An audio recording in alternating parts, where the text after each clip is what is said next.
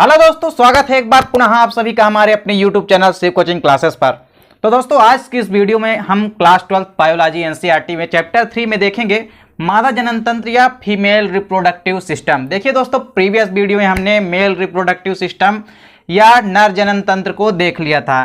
तो चलिए दोस्तों, आज का जो हमारा टॉपिक है वो है फीमेल रिप्रोडक्टिव सिस्टम या मादा जनन तंत्र। देखिए दोस्तों, मादा जनन तंत्र में बेसिकली हम इसके अंतर्गत कई चीज़ें पढ़ेंगे। देखिए सबसे पहले हम क्या पढ़ेंगे, एक जोड़ी अंडाशय पढ़ेंगे। क्या पढ़ेंगे दोस्तों, सबसे पहले तो हम ओवरी अंडाशय के बारे में पढ़ेंगे। इसके बाद देखिए दोस्तों क्या पढ़ेंगे, एक जोड़ी अंडवाहिनी या ओविडक्ट के बारे में पढ़ेंगे।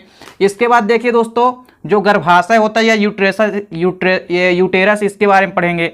अब इसके बाद देखिए दोस्तों क्या होता है, योनि या वजाइना के बारे में हम पढ़ेंगे। और योनि या वजाइना के बाद देखिए हम बाह्य जननांगों के बारे में पढ़ेंगे। तो चलिए एक एक करके अपन टॉपिक को पढ़ते हैं। तो सबसे पहले दोस्तों जो हमारा पहला टॉपिक है आज का वो है अंडाशय या ओवरीज। तो देखिए दोस्तों अंडाशय या ओवरीज में क्या होती है, तो ये अंडाशय जो है दोस्तों बेसिकली ये प्राथमिक जननांग या प्राइमरी सेक्स ऑर्गन होता है। यह दोस्तों फीमेल का प्राइमरी जननांग होता है या प्राथमिक जननांग होता है। बेसिकली दोस्तों अब ये प्राथमिक जननांग क्या होता है, क्योंकि इसका जो कार्य होता है या मेन फंक्शन होता है, तो इसके दो फंक्शन होते हैं। जो पहला फंक्शन है दोस्तों वो क्या है, वो तो हो गया अंडाणु का निर्माण, यानी ये क्या करते हैं, ओवम का फॉर्मेशन करते हैं। और वहीं इसका दूसरा काम क्या होता है दोस्तों, फीमेल हार्मोन्स का स्त्रवण करते हैं। देखिए मादा हार्मोन्स का स्त्रवण करते हैं। और मादा सेक्स हार्मोन्स कौन कौन से होते हैं दोस्तों, बेसिकली एस्ट्रोजन तथा प्रोजेस्टेरॉन होते हैं। तो इन्हीं को ये क्या करते हैं, स्त्रवण करते हैं। चलिए अब देखते हैं दोस्तों, अब इनकी पोजीशन देखते हैं या स्थिति देखते हैं। तो ये दोस्तों बेसिकली क्या होते हैं, किडनी के पास ये लोअर एब्डोमिनल उदर गुहा में मीसोबेरियम द्वारा जुड़ी रहती है। क्या कहा दोस्तों हमने, किडनी के पास ये क्या होती है, लोअर एब्डोमिनल यानी उदरी गुहा में क्या होता है, लोअर एब्डोमिनल यानी नीचे साइड क्या होता है, मीसोबेरियम द्वारा जुड़ी रहती है। तो मीसोबेरियम के द्वारा यह जुड़ी रहती है। यह श्रोणी भित्ति व गर्भाशय के स्नायुओं द्वारा जुड़ी रहती है। देखिए बेसिकली पेल्विक भाग यानी श्रोणी भाग में क्या होता है, गर्भाशय से स्नायुओं के द्वारा जुड़ी होती है। अब देखिए दोस्तों इसकी वहीं यदि हम साइज की बात करें दोस्तों, तो इसकी जो लेंथ होती है, इसकी लेंथ होती है 2 से 4 सेंटीमीटर। क्या कहा दोस्तों हमने, 2 से 4 सेंटीमीटर इसकी लेंथ होती है। चलिए दोस्तों अब हम इसकी स्ट्रक्चर देखेंगे, यानी ओवरी की स्ट्रक्चर देखेंगे। तो देखिए ओवरी की संरचना में क्या होता है दोस्तों, जो अंडाशय है, अंडाशय को जर्मिनल एपिथेलियम की परत क्या होती है, घेरे रहती है। क्या कहा दोस्तों हमने कि अंडाशय को या ओवरी को जर्मिनल एपिथेलियम की परत क्या होती है, घेरी रहती है। इस उपकला के भीतर ओवेरियन स्टोमा उपस्थित होते हैं। क्या कहा दोस्तों कि इस उपकला के भीतर क्या होते हैं, ओवेरियन स्टोमा उपस्थित होते हैं। देखिए दोस्तों ये जो ओवेरियन स्टोमा है, तो ये ओवेरियन स्टोमा बेसिकली दो प्रकार का होता है। पहला जो है हमारे पास वो क्या होता है, कार्टेक्स रीजन कहलाता है या परिधि भाग कहलाता है। और वहीं दूसरा भाग जो होता है वो मेडुला या भीतरी भाग कहलाता है। तो देखिए दोस्तों कार्टेक्स में क्या होता है, बेसिकली कार्टेक्स में ओवेरियन पुट्टिकाएं उपस्थित होती है। क्या कहा दोस्तों हमने, कार्टेक्स में क्या होता है, ओवेरियन पुट्टिकाएं स्थित होती है। तथा मेडुला भाग में वही हम बात करें तो कमजोर संयोजी ऊतक होते हैं या कनेक्टिव टिश्यू होते हैं। अब इसके बाद देखिए ये क्या होते हैं, रक्त वाहिनियां भी इसमें उपस्थित होती है। यहाँ पे देखिए दोस्तों आप, ये है क्या हमारा अंडाशय, और अंडाशय को देख सकते हो आप, चारों ओर से जो घेरी हुई ये भाग है हमारी, ये जो पिंक कलर की दिख रही है पूरा भाग जो घेरा हुआ है, इस भाग को हम क्या कहते हैं दोस्तों, जर्मिनल एपिथेलियम कहते हैं। और देखिए जर्मिनल एपिथेलियम के अंदर क्या होता है कि ओवेरियन स्टोमा होती है। और इसमें बेसिकली दो पार्ट होते हैं, एक तो होता है हमारा कार्टेक्स रीजन या कार्टेक्स बाहरी का भाग, और मेडुला रीजन। कार्टेक्स रीजन में आप देख सकते हो यहाँ पे क्या होता है, प्राइमरी फॉलिकल बनती है। और इस प्राइमरी फॉलिकल से क्या होता है, फिर सेकेंडरी फॉलिकल बनती है। और ये सेकेंडरी फॉलिकल क्या होता है दोस्तों, जैसे ही एफएसएच हार्मोन्स या फॉलिकल स्टिमुलेटिंग हार्मोन्स क्या होता है, स्रावित होता है, वैसे ही प्राइमरी फॉलिकल क्या होता है सेकेंडरी फॉलिकल में, और सेकेंडरी फॉलिकल क्या होता है दोस्तों, टर्सरी फॉलिकल में बदल जाता है। और इसके बाद क्या होता है दोस्तों कि जो हमारा टर्सरी फॉलिकल है वो फिर मैच्योर फॉलिकल में बदल जाता है। अब देखिए दोस्तों, अब देखिए दोस्तों बेसिकली जो हमारा अंडवाहिनी है या ओविडक्ट, तो चलिए अंडवाहिनी या ओविडक्ट के बारे में देखते हैं। तो देखिए दोस्तों अंडवाहिनी बेसिकली क्या होती है, एक जोड़ी होती है बॉडी में, यानी फीमेल की बॉडी में क्या होती है, एक जोड़ी क्या होती है, ओविडक्ट या अंडवाहिनी होती है। और इसकी लंबाई की वहीं यदि हम बात करें तो अंडवाहिनी की लंबाई कितनी होती है, 10 से 12 सेंटीमीटर होती है। क्या कहा दोस्तों, 10 to 12 सेंटीमीटर होती है इसकी लंबाई या लेंथ। अब देखिए दोस्तों यह अंडाशय की परिधि से गर्भाशय तक फैली रहती है। यह अंडाशय की क्या होता है दोस्तों, परिधि से लेकर कहाँ तक, गर्भाशय तक फैली रहती है।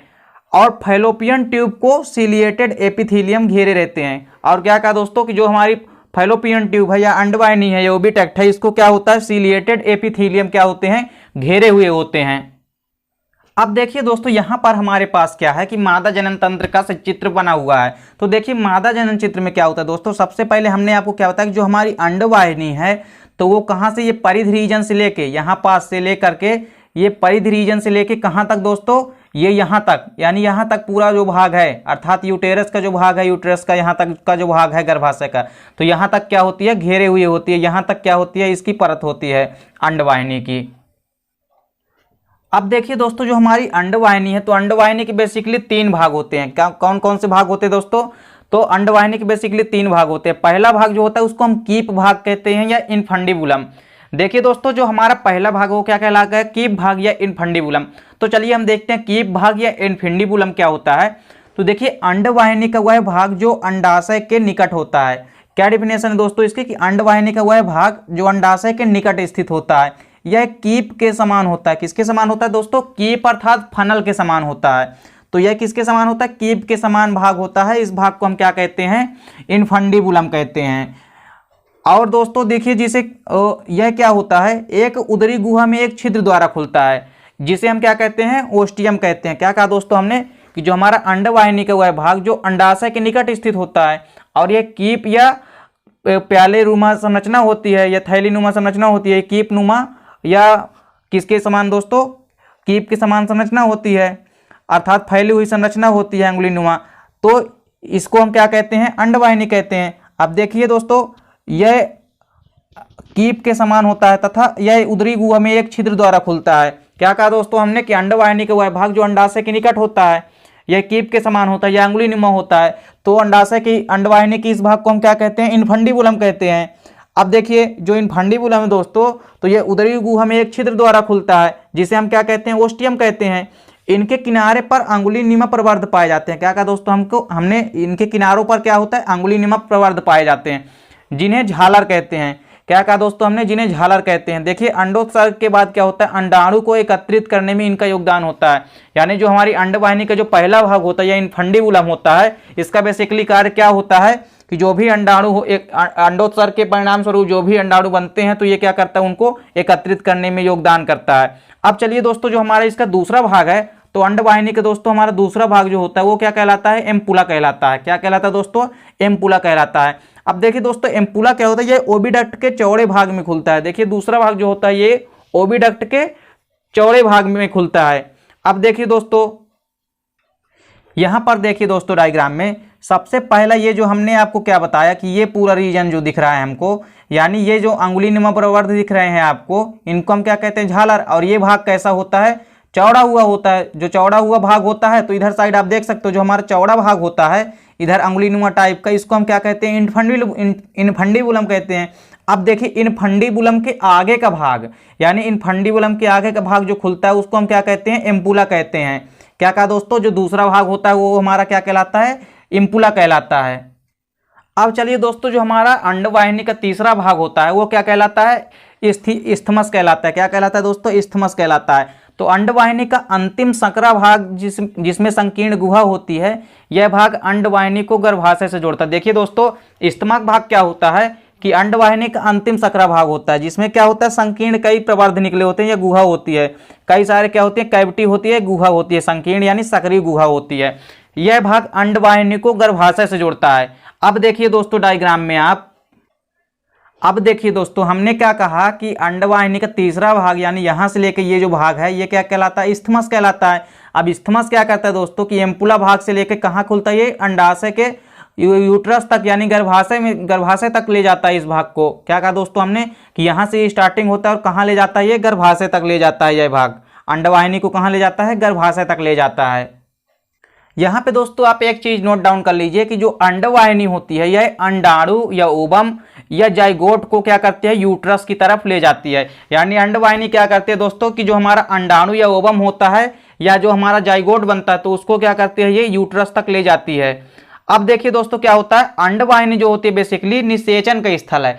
क्या होता है दोस्तों, जो हमारी अंडवाहिनी होती है या ओविडक्ट होती है यहीं पे तो निषेचन का स्थल होता है, अर्थात फेलोपियन ट्यूब में तो निषेचन होता है। अब देखिए दोस्तों, भ्रूण अपना ब्लास्टोसिस्ट तक का परिवर्धन अंडवाहिनी में करता है। देखिए एक और चीज यहाँ पे ध्यान में रखनी है कि जो भ्रूण होता है, ये एम्ब्रियो होता है, ये अपना ब्लास्टोसिस्ट तक यानी ब्लास्टोस्पोर के सिस्ट तक क्या करता है, अपना जो परिवर्धन होता है, ये डेवलपमेंट होता है, यह अंडवाहिनी में ही करता है। अब चलिए दोस्तों, दूसरा जो हमारा भाग है इसमें देखिए, अगला भाग हमारा क्या है, गर्भाशय या यूट्रस। तो देखिए दोस्तों, गर्भाशय की यदि हम बात करें तो इसकी आकृति की यदि हम बात करें तो यह कैसा होता है, उल्टे नासपाती के समान इसकी आकृति होती है। क्या कहा दोस्तों हमने कि इसकी जो आकृति होती है ये उल्टे नासपाती के समान होती है। अब देखिए दोस्तों, यहाँ के भाग से लेकर के यहाँ तक का ये जो पूरा नासपाती के समान का भाग है, यदि हम इसको सीधा कर देते हैं नासपाती के समान दिखेगी, तो ये उल्टे नासपाती के समान क्या होता है दोस्तों, इसकी संरचना होती है किसकी, यूट्रस या गर्भाशय की। ये देख सकते हो आप, ये भाग क्या है हमारा, यूट्रस है या गर्भाशय। यहाँ से लेकर के ये जो पूरा नासपाती के जैसा जो हमारा भाग है, ये क्या कहलाता है, यूट्रस या गर्भाशय कहलाता है। अब देखिए दोस्तों, यह क्या होता है, श्रोणि भित्ति से यानी पेल्विक भित्ति से क्या होता है, श्रोणि भित्ति से या लिगामेंट या स्नायु के द्वारा क्या होता है, जुड़ा रहता है। अब इसके जुड़ने के स्थान को क्या देखिए दोस्तों, यह क्या होता है, बेसिकली लिगामेंट या स्नायु के द्वारा जुड़ा होता है।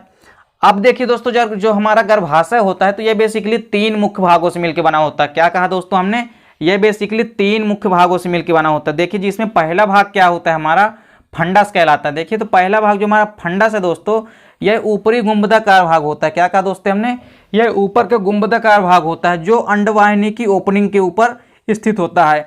यानी दोस्तों क्या होता है, यह ऊपर का भाग होता है जो कैसा होता है, गुंबदनुमा होता है, तथा अंडवाहिनी की ओपनिंग यानी अंडवाहिनी का जहाँ पे क्या होता है, स्टार्टिंग होती है, तो अंडवाहिनी की स्टार्टिंग के ऊपर क्या होता है, स्थित होता है।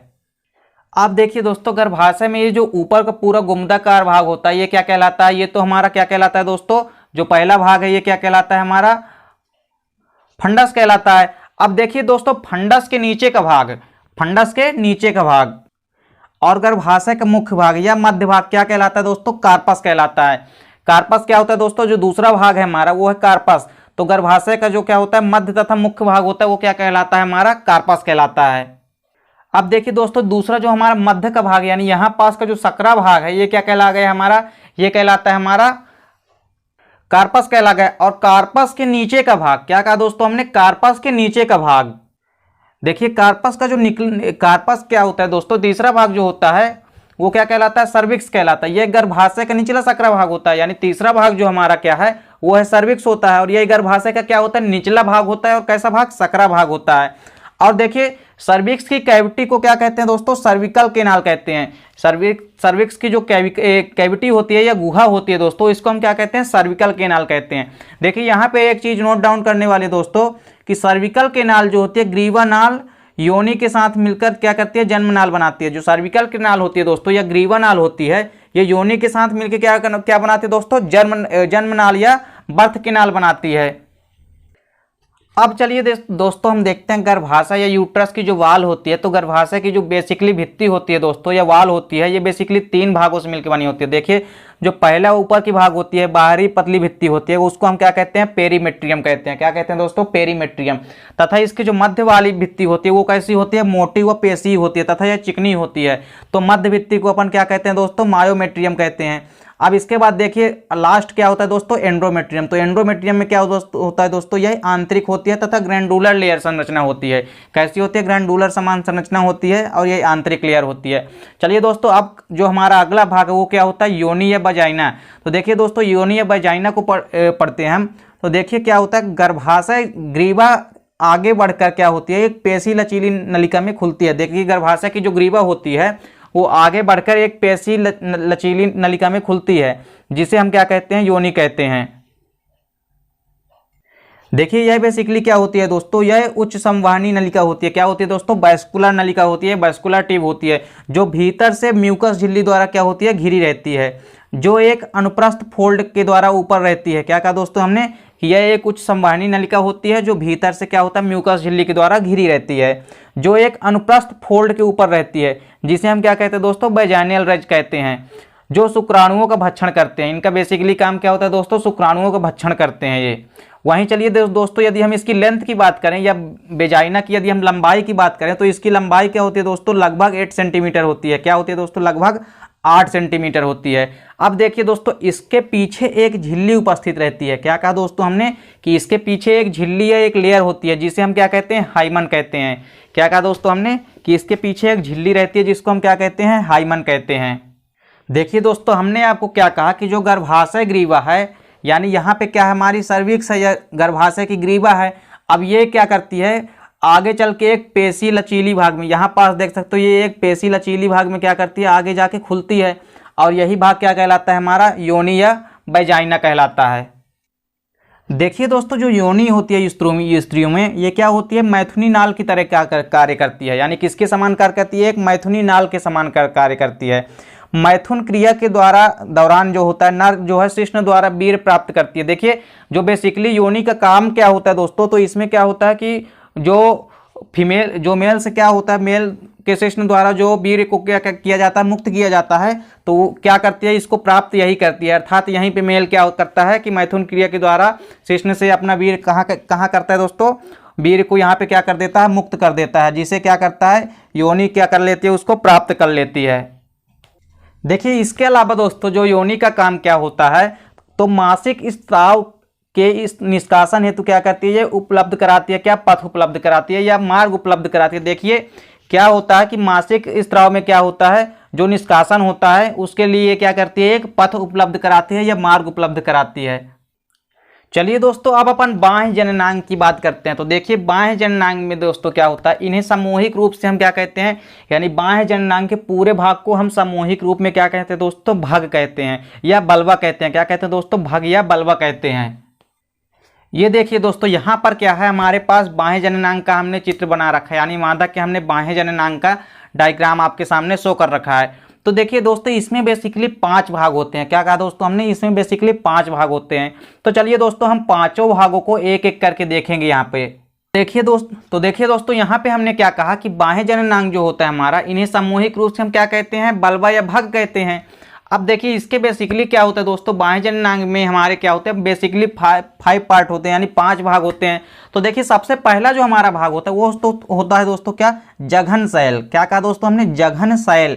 ये इसको हम इंग्लिश में बोलें तो मोन्स प्यूबिक बोलते हैं। क्या कहा दोस्तों हमने, मोन्स प्यूबिक। तो देखिए दोस्तों, मोन्स प्यूबिक ये जघन शैल क्या होता है, यह गद्दीनुमा भाग होता है। क्या कहा दोस्तों हमने, यह गद्दीनुमा भाग होता है क्योंकि इसकी त्वचा के नीचे क्या होता है, वसीय परत पाई जाती है। यानी इसके ऊपर, इसके त्वचा के नीचे, स्किन के नीचे क्या होती है, स्किन के नीचे फैटी लेयर होती है, अर्थात वसीय परत होती है। देखिए, तरुण अवस्था में रोम उगाते हैं। देखिए, और इसी में क्या होता है कि कभी कभी क्या हो जाते हैं, इसमें हमेशा क्या हो जाते हैं, अक्सर देखते हैं कि रोम उगाती है, और इन रोमों को हम क्या कहते हैं दोस्तों, प्यूबिक हेयर कहते हैं। क्या कहा दोस्तों हमने, प्यूबिक हेयर कहते हैं, ये जघन बाल कहते हैं। तो देखिए दोस्तों, यहाँ पे हमने आपको क्या बताया कि जो हमारा पहला भाग होता है वो क्या होता है, मोन्स प्यूबिक होता है या जघन शैल होता है। अब जघन शैल में क्या होता है दोस्तों, इसके ऊपर देख रहे हो गद्दीनुमा संरचना होती है ये। अब इस गद्दीनुमा पूरी संरचना में क्या होता है, गद्दीनुमा संरचना में क्या होता है, ये वसीय ऊतक की परत होती है, इसीलिए तो ये कैसी होती है, गद्दीनुमा होती है। तथा तरुण अवस्था में देखिए, यहाँ पास क्या होता है, इसमें बाल उगाते हैं, और इन्हीं को हम क्या कहते हैं दोस्तों, इन बालों को हम क्या कहते हैं, प्यूबिक हेयर कहते हैं, ये जघन बाल कहते हैं। क्या कहा दोस्तों हमने कि इन्हीं को हम प्यूबिक हेयर कहते हैं, यानी जो जघन शैल में जो बाल उगी है उसको हम जघन बाल कहते हैं। अब देखिए दोस्तों, जो हमारा दूसरा भाग है इसका, अब देखिए दोस्तों, जो हमारा इसका दूसरा भाग होता है उसको हम बोलते हैं बृहद भगोष्ठ। क्या कहते हैं दोस्तों, इसको हम बृहद भगोष्ठ या लेबिया मेजोरा कहते हैं। क्या कहा दोस्तों हमने, लेबिया मेजोरा या बृहद भगोष्ठ। तो देखिए, बृहद भगोष्ठ क्या होता है दोस्तों, ये एक जोड़ी त्वचा के मांसल बलन होते हैं। क्या होते हैं दोस्तों, ये तो क्या होते हैं, फ्लैसी होते हैं, फ्लैसी बलन होते हैं। क्या कहा दोस्तों हमने, फ्लैसी बलन होते हैं, और कैसे होते हैं, एक जोड़ी में होते हैं, 1 पेयर्ड होते हैं ये।